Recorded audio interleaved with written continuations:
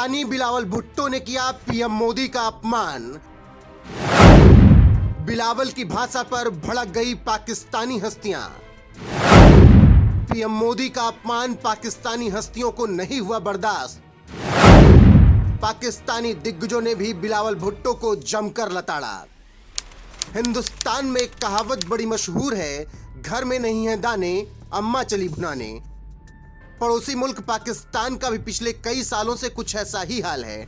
अपनी आवाम का पेट भरने के लिए पाकिस्तान के पास भले ही 2 वक्त की रोटी ना हो, लेकिन परमाणु की ताकत रखने वाले हिंदुस्तान को परमाणु की गीदड़ भभकी जरूर दिखाता है। पाकिस्तान में आजकल कुछ ऐसा ही हाल है। एक तरफ जहां पीपीपी की नेता शाजिया मर्री भारत को परमाणु बम की धमकी दे रही हैं, तो वहीं दूसरी तरफ आतंकवाद के मुद्दे पर बौखलाए पाकिस्तान के विदेश मंत्री बिलावल भुट्टो हिंदुस्तान के प्रधानमंत्री नरेंद्र मोदी को कोसते हुए घटिया भाषा का इस्तेमाल कर रहे हैं और उन्हें कसाई तक कह रहे हैं। बिलावल के इसी बयान के बाद हिंदुस्तान में जहां जबरदस्त बवाल मचा हुआ है, तो वहीं पाकिस्तान के लोग क्या कह रहे हैं, जरा ये भी देख लीजिए।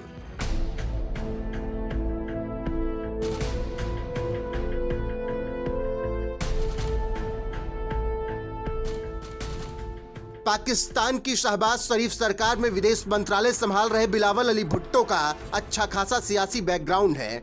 उनकी मां बेनजीर भुट्टो और नाना जुल्फकार अली भुट्टो दोनों ही पाकिस्तान के प्रधानमंत्री रह चुके हैं, लेकिन इसके बावजूद पाकिस्तान का विदेश मंत्रालय जैसा बड़ा पद संभाल रहे बिलावल भुट्टो को लगता है कूटनीति के बारे में एक शब्द की जानकारी नहीं है। इसीलिए उन्होंने हिंदुस्तान के प्रधानमंत्री नरेंद्र मोदी के खिलाफ व्यक्तिगत टिप्पणी करने की हिमाकत कर डाली है और उन्हें गुजरात का कसाई तक बता दिया है। Osama bin Laden is dead.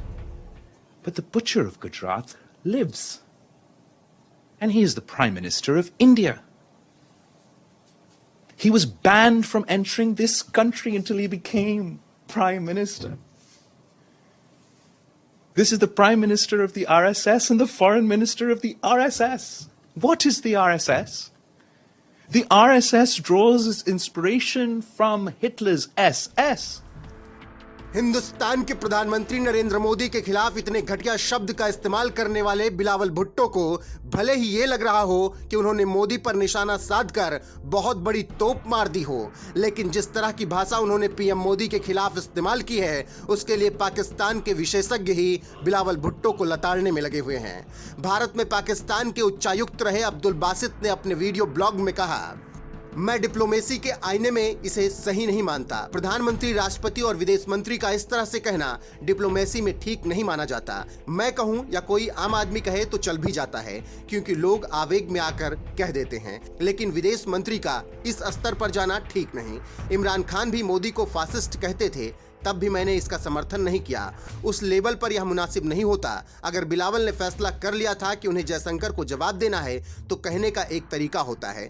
जरूरी नहीं कि सारी बातें आप खुद से कहें, कहने के हजारों तरीके होते हैं। बीबीसी न्यूज के मुताबिक लाहौर के फॉरमैन क्रिश्चियन कॉलेज में भौतिक शास्त्र के प्रोफेसर रहे और पाकिस्तान के जाने माने विद्वजीवी परवेज हुदायभोई ने कहा, बिलावल तो बिल्कुल कोरा है, लेकिन वह अपनी वफादारी सेना के प्रति दिखा रहा है। पिछले महीने ही सैयद असीम मुनीर अहमद शाह पाकिस्तान के नए सेना प्रमुख बने हैं। उन्होंने कमान संभालते ही कहा था कि भारत को मुंहतोड़ जवाब देंगे। अब शहबाज शरीफ और बिलावल भारत के खिलाफ बोलकर अपनी वफादारी दिखाएंगे। बिलावल के बयान का मकसद यही है। गुजरात में नाइंसाफी हुई, ये सच है। आकाश नीला है, ये सच है, लेकिन ये कोई नई बात नहीं है। नई बात यह है कि किस वक्त को आपने इसे उठाने के लिए चुना। बिलावल का मकसद यही है कि घरेलू जनता को कुछ भी कहकर खुश किया जाए। बीबीसी न्यूज के मुताबिक किंग्स कॉलेज की सीनियर फेलो और पाकिस्तान की जानी मानी सुरक्षा विशेषज्ञ आयशा सिद्दीका भी कहती हैं, मुझे नहीं लगता कि बिलावल ने बहुत सोच समझकर बयान दिया है। उनके बयान को एक अनुभवहीन विदेश मंत्री के बयान के रूप में देखा जा रहा है। बिलावल भुट्टो फौज को खुश करने की कोशिश कर रहे हैं, लेकिन मुझे नहीं लगता कि फौज इससे बहुत खुश होगी। शहबाज शरीफ और नवाज शरीफ भी बिलावल की टिप्पणी को लेकर उत्साहित नहीं होंगे। मुझे लगता है कि दोनों यही सोच रहे होंगे कि इन्होंने क्या बोल दिया। बाजवा के जाने के बाद नीति के स्तर पर ऐसा कोई परिवर्तन नहीं हो गया है जिसके आधार पर कहा जाए कि बिलावल ने फौज को खुश करने के लिए ऐसा कहा।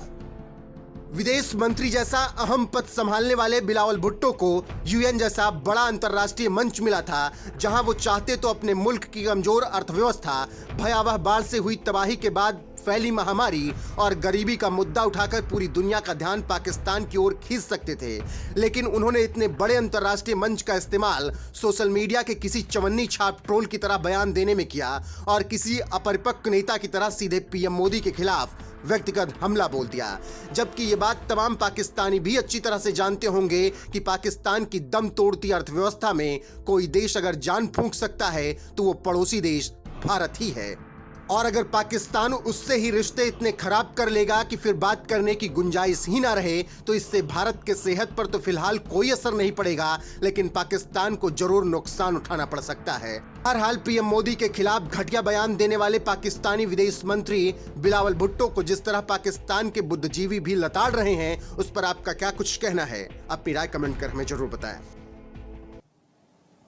But if the Foreign Minister of India was being honest, then he knows as well as I that the RSS does not believe in Gandhi, in the ideology of Gandhi, in the manifesto of Gandhi.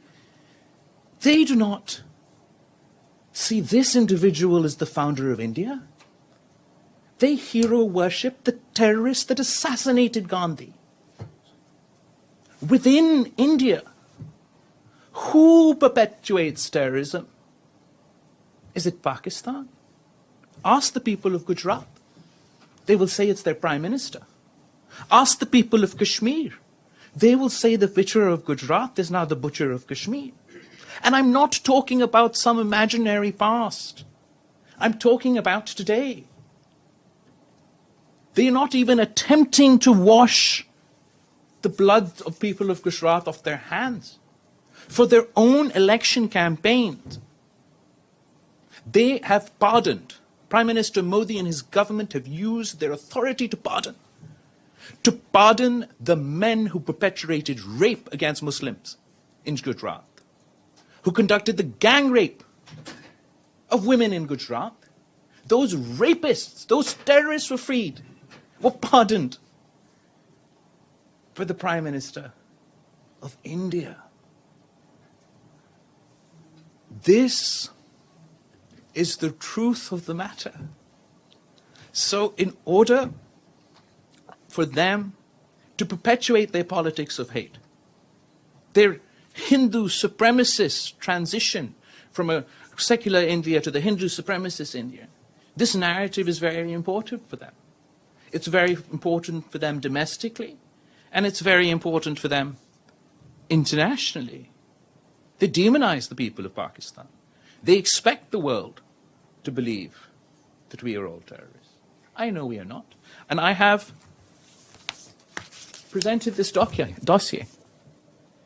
I'm not talking about whenever Well Back Gujarat was. I'm talking about 2021.